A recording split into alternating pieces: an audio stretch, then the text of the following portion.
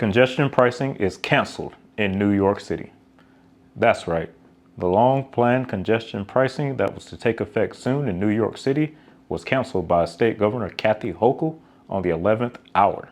Now, this was something that has been planned by the city for several years, touted as a plan to reduce traffic in the city, improve public transit, as well as encourage more people to use said transit. And it was supposed to help with emissions in the city.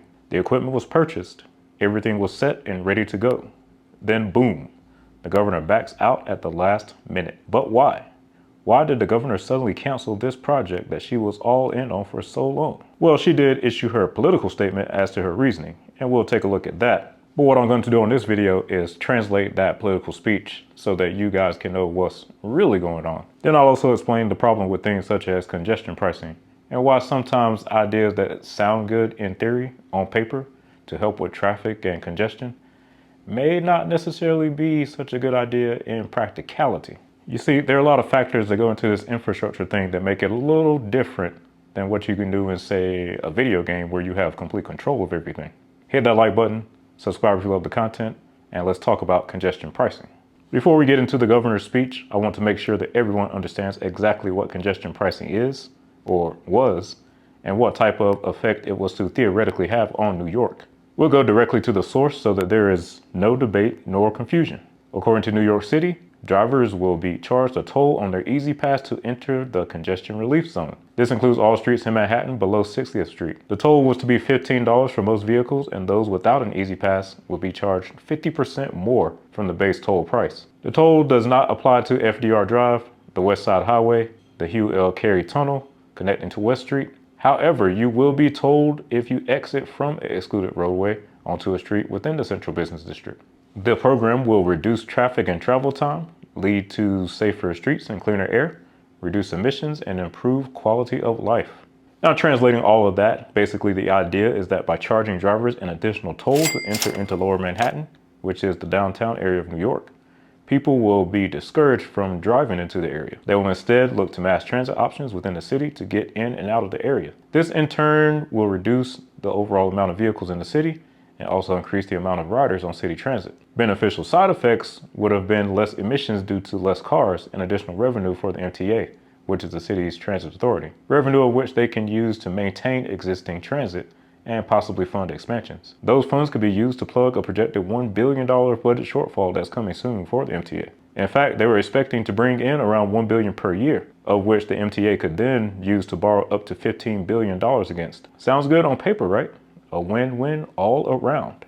Or is it? You see, the core theory behind things like congestion pricing is that driving is too cheap and too convenient as it currently exists. As such, to encourage people to use other means of transportation such as trains, subways, or buses, you can either make driving more painful by not improving roads, or you can make it more expensive by charging various tolls or additional user fees for driving. Well, in New York City, congestion alone doesn't seem to discourage many people from driving, as evidenced by the perpetual gridlock there.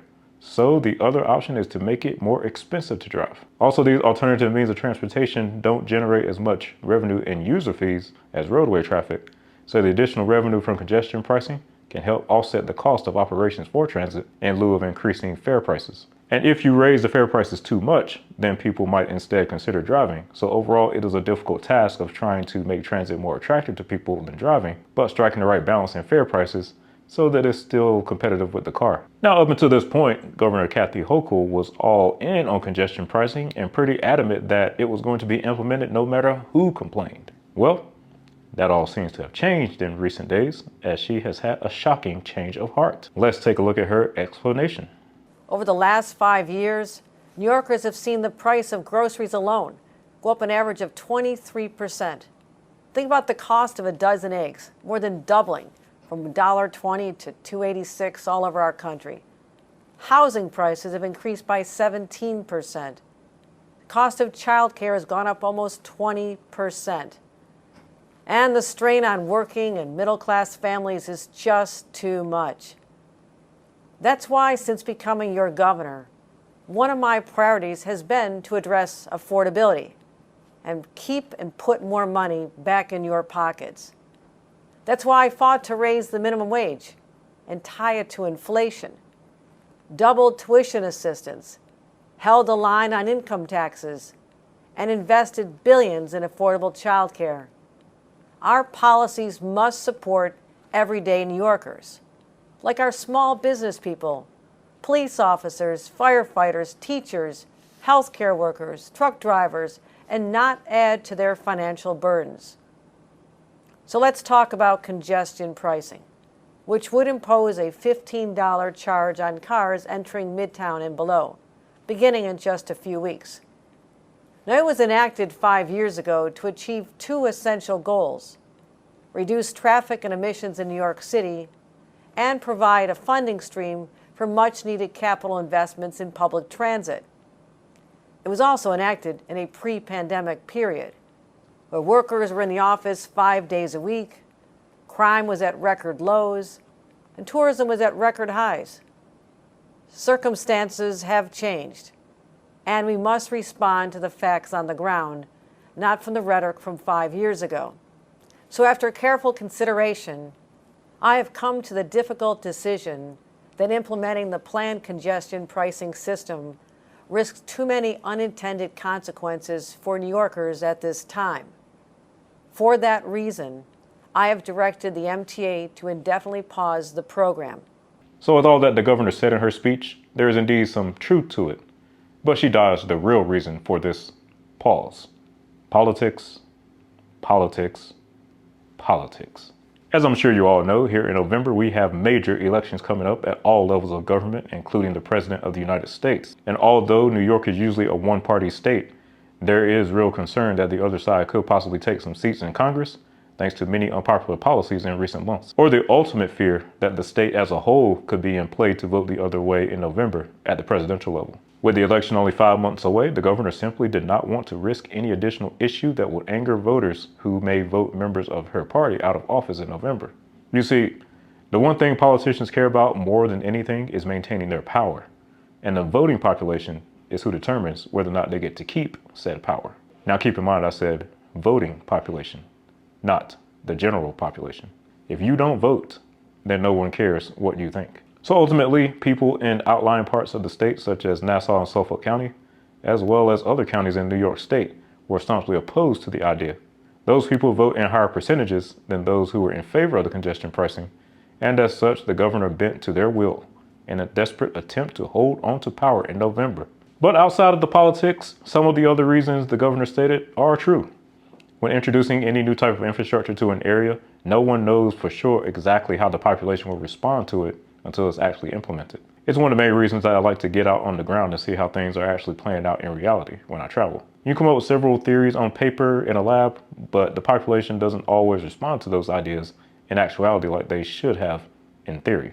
So even though congestion pricing sounded like a slam dunk idea on paper, there were numerous potential consequences and sacrifices that could have come along with it.